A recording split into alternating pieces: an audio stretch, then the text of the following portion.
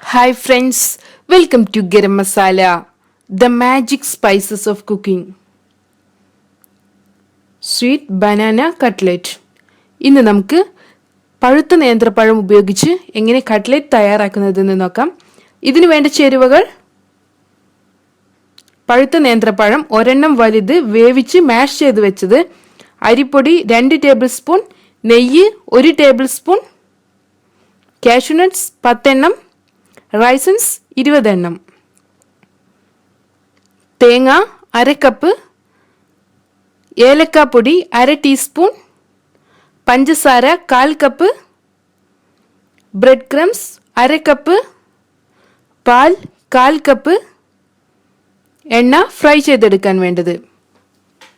നേന്ത്രപ്പഴത്തെ ആദ്യം നമുക്ക് സ്റ്റീം ചെയ്തെടുക്കണം. അകത്തെ സീഡ്സ് എല്ലാം കളഞ്ഞ് ഇതിനെ മാഷ് ചെയ്ത് വെക്കാം. ഇങ്ങനെ മാഷ് ചെയ്തെടുത്തതാണിത്. ഇനി ഇതിലോട്ട് നമുക്ക് 2 ടേബിൾ സ്പൂൺ റോസ്റ്റ് ചെയ്ത് വെച്ചിട്ടുള്ള അരിപ്പൊടി ചേർക്കണം. നമുക്കിതിനെ നന്നായി ഒന്ന് മിക്സ് ചെയ്തെടുക്കാം. ഇതിനെ നമുക്ക് കൈ ഉപയോഗിച്ച് നന്നായി കുഴച്ചെടുക്കണം. ഇനി നമുക്ക് 1 ടേബിൾ സ്പൂൺ നെയ്യ് ചൂടാക്കിയെടുക്കാം. ഇതിലോട്ട് ചെറുതായി മുറിച്ച് വെച്ചിട്ടുള്ള കാഷ്യൂ നട്ട്സ് ചേർത്ത് ഫ്രൈ ചെയ്തെടുക്കാം.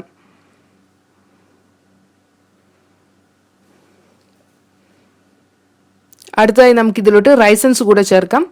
നമുക്കിതിനെ നന്നായി ഒന്ന് ഫ്രൈ ചെയ്യാം. ഇനി ഇതിലോട്ട് തേങ്ങ ചേർത്ത് കൊടുക്കാം. ഞാനിവിടെ ഡെസിക്കേറ്റഡ് കോക്കനട്ടാണ് ഉപയോഗിച്ചിട്ടുള്ളത്. ഫ്രഷ് കോക്കനട്ടും ചേർത്ത് കൊടുക്കാം. ഇനി നമുക്കിതിലോട്ട് പഞ്ചസാര, ഏലക്ക ഇവ കൂടെ ചേർത്ത് കൊടുക്കണം. നമുക്കിതിനെ നന്നായി ഒന്ന് മിക്സ് ചെയ്തെടുക്കാം.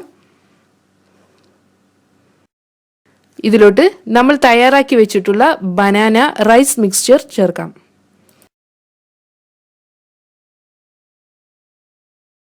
നമുക്കിത് നന്നായി ഒന്ന് യോജിപ്പിച്ചെടുക്കാം. ഇനി നമുക്ക് ഫ്ലെയിം ഓഫ് ചെയ്യാം.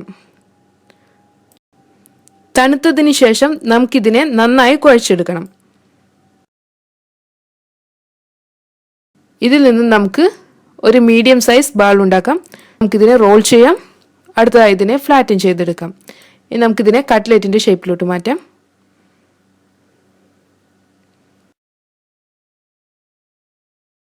ഇതുപോലെ നമുക്ക് എല്ലാ കട്ട്ലറ്റും തയ്യാറാക്കി എടുക്കണം. ഇങ്ങനെ തയ്യാറാക്കി വെച്ചിട്ടുള്ള കട്ട്ലറ്റിനെ നമുക്ക് പാലിൽ മുക്കിയെടുക്കാം.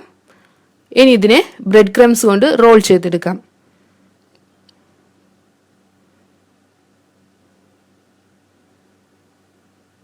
നമുക്കൊരു കട്ട്ലറ്റ് എടുക്കാം. ഒരു കൈ കൊണ്ട് നമുക്കിതിനെ പാലിൽ മുക്കിയെടുക്കാം. അടുത്ത കൈ കൊണ്ട് ബ്രെഡ് ക്രംസിൽ റോൾ ചെയ്തെടുക്കാം. അല്ലെങ്കിൽ നമ്മുടെ ബ്രെഡ് ക്രംസ് പെട്ടെന്ന് കുതിർന്നു പോകും. നമ്മുടെ എല്ലാ കട്ട്ലറ്റും ഫ്രൈ ചെയ്യാൻ വേണ്ടി തയ്യാറായിട്ടുണ്ട്. നമ്മുടെ എണ്ണ ചൂടായി വന്നിട്ടുണ്ട്. ഇതിലോട്ട് നമുക്ക് ഓരോ കട്ട്ലറ്റായി ചേർത്ത് കൊടുക്കാം. മീഡിയം ഫ്ലെയിമിൽ നമുക്കിതിനെ ഫ്രൈ ചെയ്തെടുക്കാം.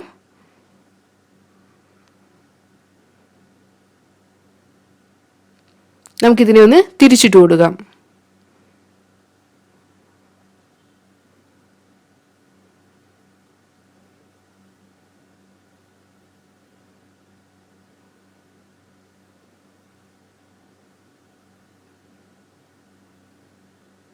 നമ്മുടെ കട്ട്ലറ്റ് എല്ലാം തയ്യാറായിട്ടുണ്ട്. നമുക്കിതിനെ പാനിൽ നിന്ന് മാറ്റാം.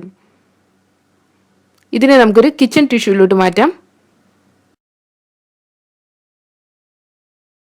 അങ്ങനെ നമ്മുടെ ഡെലീഷ്യസ് സ്വീറ്റ് ബനാന കട്ട്ലറ്റ് തയ്യാറായിട്ടുണ്ട്. നമുക്കിത് ചൂടോടെ തന്നെ സെർവ് ചെയ്യാം. Thank you.